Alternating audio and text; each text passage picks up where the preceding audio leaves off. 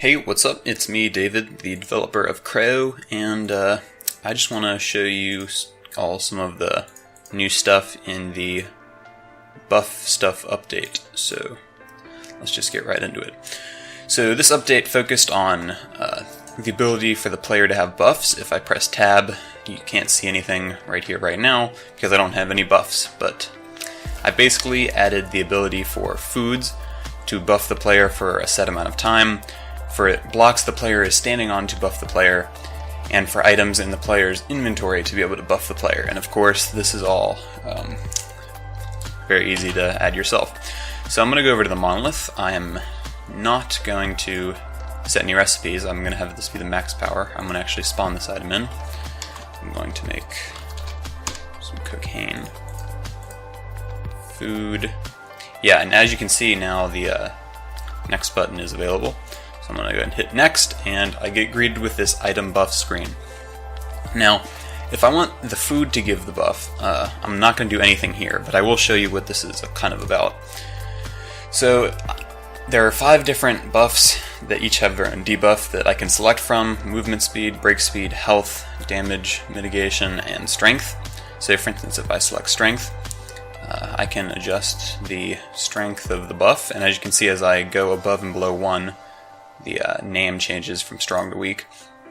But for items, there are 3 different kind of types of buffs. Passive is the one that takes up the most power. This is anywhere in your inventory, the item will buff you. Equipped is the item will buff you if it's in any of these slots. And active is the item will buff you if it is in the equipped slot. So passive takes up the most power, and then equipped, and then active. So I'm not really going to focus on that right now, so I'm just going to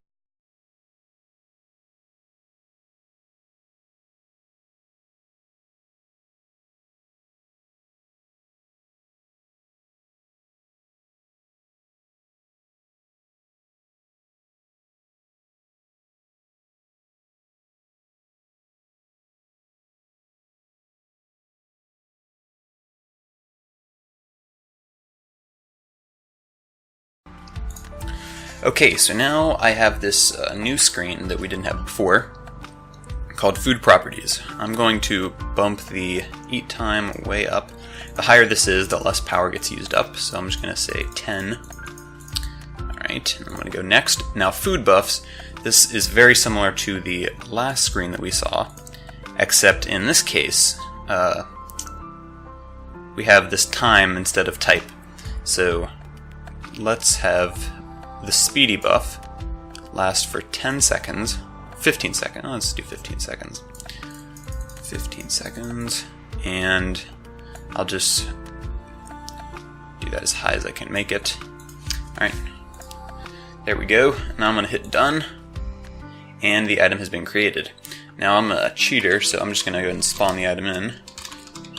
Okay, and I've gone ahead and spawned the item in, so let's go ahead and right click to eat it, and this bar will go up. It'll take 10 seconds because the eat time is 10.